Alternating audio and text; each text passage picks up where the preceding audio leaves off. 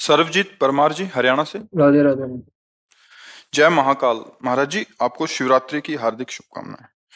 महाराज जी मेरा प्रश्न है, क्या राम नाम का जाप करके शिव जी की प्राप्ति की जा सकती है? मतलब जो अवश्य शिव जी के गण अवश्य। बनना चाहते हैं। किसका किस हाँ, अवश्य अवश्य प्राप्ति कर सकते हैं। आप ऐसा भाव कर सकते हैं कि राम नाम भगवान शिव को बहुत प्रिय है। तो जैसे हमारे भगवान शिव को जो प्रिय हो वो हम भेंट चढ़ाते हैं ना, तो हम राम राम राम राम जप करके उनको देते हैं, उसका फल होगा, शिव की प्राप्ति हो जाएगी। समझ रहे? बिल्कुल कोई संशय नहीं, अवश्य प्राप्ति हो जाएगी। शिव जी का ध्यान कैसे करें? शिव जी की मूर्ति जी को मन में सोचें या कुछ और करें? मुझे समझ नहीं है महाराज जी। बच्चा पहले नाम जप करो। ध्यान का अधिकार एकाग्र और पवित्र मन में होता है। ना एकाग्रता है ना पवित्र मन है तो आंख मूंद के देखो, अंधेरा नजर आएगा ना। पहले नाम जप करो। प्राय सत्संग में सुना होगा, हमने एक का नाम जप करो और नाम का ध्यान करो। अक्षर ब्रह्म है, जे ही नाम का रूप तो देखा नहीं है ना। जैसे प्रश्न हुआ ना कि क्या ध्यान करें, तो नाम है। जैसे राधा, हम अपने राधा राधा वही बार बार हमारे नेत्रों के सामने, वही हृदय में चल रहा, वही श्रवण इंद्रिय से सुन रहे। तो उसी राधा नाम में जो राधा रूप है वही प्रकाशित हो जाएगा। ध्यान नहीं करना पड़ेगा, अपने आप वो रूप प्रकाशित हो जाएगा। देखिए रूप नाम आधीना, नाम जब से रूप का प्रकाश होता है। और ऐसे अगर आपको ध्यान करना है तो भगवान विश्वेश्वर विश्वनाथ जी का जो स्वरूप है शिवलिंग, अब उसको छवि में देखिए और वही बार बार ध्यान करते हुए राम राम जपिए। समझ रहे? वास्तविक तो जो शिव का स्वरूप है वो प्रकाशित हो जाएगा, भजन से प्रकाशित हो जाएगा। जो हमारे हृदय में प्रकाशित होगा वो जो देखा सुना नहीं ऐसा है, वो जो न सुना है न देखा है ऐसा शिव का रूप है।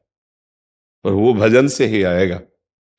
जो अभी हम देख रहे हैं सुन रहे हैं ये माया युक्त स्वरूप है। और जो शिव है वो अगोचर है, मन बुद्धि से अगोचर है। वो हमारे ध्यान का विषय नहीं है, वो हमारे ध्यान में आते हैं।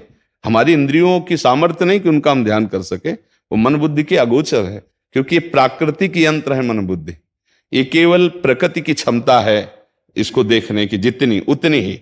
संपूर्ण प्रकृति को देखने की भी क्षमता नहीं है। अब देखो, छोटी सी वस्तु देखने के लिए सूक्ष्मदर्शी का प्रयोग होता है, पता है इन नेत्रों में उसकी क्षमता नहीं है। पूर्ण प्रकृति को देखने के लिए प्रकृति से बने हुए नेत्रों की क्षमता नहीं। फिर जो प्रकृति से परे परमात्मा है उसको देखने के लिए वो कृपा करके नेत्र गोचर होता है। वो कृपा करके हमारी इंद्रियों में स्फुरित होता है, हमारे मन में स्फुरित होता है। इसलिए हमें लगता है खूब नाम जप करो, शास्त्र सम्मत आचरण करो। अगर ध्यान की प्रियता बहुत है तो नाम का ध्यान करो। ऐसा भाव नहीं बनता है तो भगवान शिव का जो विश्वेश्वर विश्वनाथ जी या भगवान महाकाल या जो भी भगवान के 12 ज्योतिर्लिंग हैं या और भी भगवान के स्वरूप हैं, उनको देख करके भावना करो। तो चूंकि भावना शिव की हो रही अंदर से, बात वहां तो शिव है ये, बस इसी भावना से शिव का प्रकाश हो जाएगा। बस चलो, चल दो। तो यात्रा पूरी कराना उनका काम है। हम चल रहे हैं, हम भजन शुरू कर दें। ठीक है? राम का नाम जपते हैं तो फिर राम में वो राम राम ध्यान आ जाते हैं। आप ये समझ लो, अगर राम का नाम जप करते हो, शिव की प्राप्ति करना चाहते हो, तो परसेंट होते हैं 100, हम 1000% करें, शिव की प्राप्ति हो जाएगी। क्योंकि राम जी आपको शिव से मिला देंगे और शिव जी आपको राम जी से मिला देंगे। दो है नहीं। वो लीला के लिए कभी वो स्वामी बनते हैं, वो सेवक बनते हैं, कभी वो सेवक बनते हैं, वो स्वामी बनते हैं। रामेश्वर की स्थापना करके आप आराधना कर रहे हैं और हनुमान जी बन करके आप आराधना कर रहे हैं। समझ रहे? अगर राम जी के चरण पकड़ोगे तो वहीं शिव जी मिल जाएंगे, शिव जी के चरण पकड़ोगे तो राम जी के चरण तो पकड़े हुए हैं, मिल जाएंगे। एक है चरण पकड़े सहला रहे हैं, नहीं स्वामी बने बेटे, तो एक है आराधना कर रहे हैं स्वामी मान के उनको। तो ये एक ही है लीला के लिए। ये भगवान हरि और हर ये ऐसा रूप धारण किए। विधि हरि हर ये एक ही भगवान है, अपने स्वरूप को प्रकाशित किए हैं। समझ गए? भेद नहीं है। खूब राम राम जपो। ठीक है?